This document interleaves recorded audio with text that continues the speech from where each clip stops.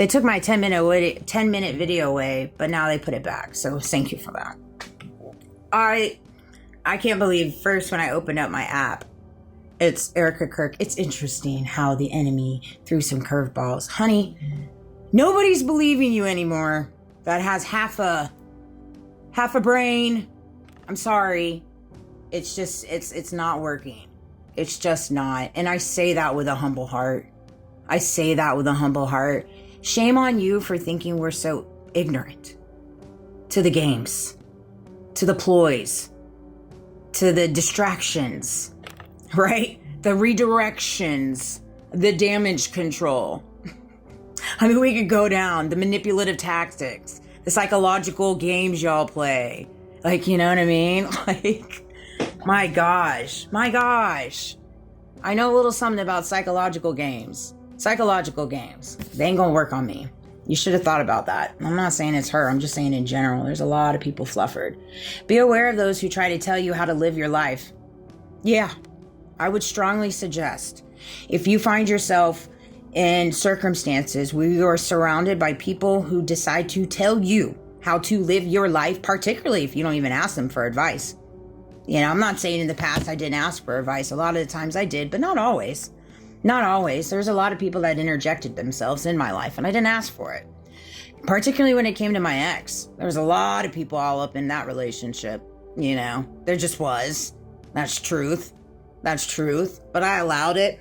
And I'm very happy that everything has played out the way that it was supposed to, because I healed through a lot. I recognize a lot within myself and things that I had needed to go in, look in the mirror, change my mindset and how I operate, and recognize that I wasn't perfect. I'm not perfect, but I do see the flaws in me that I had in that relationship. I see the flaws in me in my relationship with my ex-husband. I see the flaws in me, but moving forward, I have flaws, don't get me wrong, but it's not a matter of allowing projections and deflections of others to tell me what my flaws are. So often enough, the exterior world likes to point the finger and tell you what's wrong with you, or better yet, tell you how to live your life. And it's like, no, absolutely not. How about you worry about yourself? And how about you worry about your life? Better yet, how about you worry about your marriages, your love life? Quit getting entangled in other people's. That is weird. That is weird behavior. Very weird. Okay. But it's just crazy to me. Like this morning I made a powerful video and it really stuck with me. Like it's not a matter of us worrying about what they're gonna do next. It's like, what won't they do at this point? At this point, after unraveling everything that we have with Charlie, all the redacted crap with Epstein files, are we still talking about this? I mean, we're at a point now where it's like, what won't they do? So now that we're all waking up to that, it's pretty much like, you know, grab your boots, because it's gonna get thick. It's gonna get thick. Very much so. Very much so. But there was this one lady that came in. She started crying. I love touching people in that manner, when I can go above and beyond and just give somebody a hug, go the extra mile. You just don't know what people are going through. You just don't. There's so many people that I see or I hear on my daily basis that are going through so many health issues or passings in their family. It's so prevalent right now. It really is.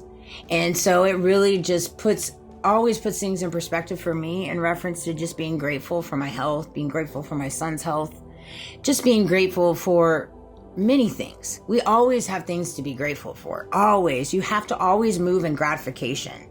Always. Because everything is always working for your greater good. Particularly if you're choosing to pour out positivity into this world. Acts of service, acts of kindness, acts of empathy, acts of grace. And not out here just doing the most with funny money. 444. You know, a message to all my little lovers out there. How are you feeling? How are you feeling before this beautiful Christmas? How are things in your neck of the woods? How you doing over there? You doing all right? You hanging in there? I'm sure your pockets are getting thin after this extravaganza. What else you got for me? What else you got for me? I'm here for it. I'm here for it.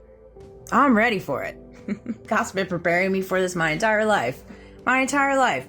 It's not me. I'm his vessel to show all of y'all, quite frankly. You're setting yourself up. You really are. Wow, that's true. That's true. It's so crazy. People decide to attack you in the dark or set up all these plots, ploys, character assassinations, like blah, blah, blah, blah, blah. They do the most, and it's like, at what point do you look in the mirror and you're like, why are we doing this? This is a little weird. This is a little weird. It's a little weird. Candace says fake and gay. It's definitely fake and gay too. It's freaking weird. I love you guys. Sweet dreams. I've like had 2 days off, I think. I don't know. I think I'm like in 21 days. No, let's see here. 1, 2, 3, 4, 5, 6, 7, 8, 9, 10, 11, 12, 13, 14. So I've had 2 days off in 14 days. 14, 15. No. Wow. So I'm tired.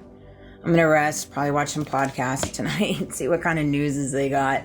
I bet Barron's coming on tonight. I hope so. I can't wait to see what he has to say about Candace's episode last night. That was fire.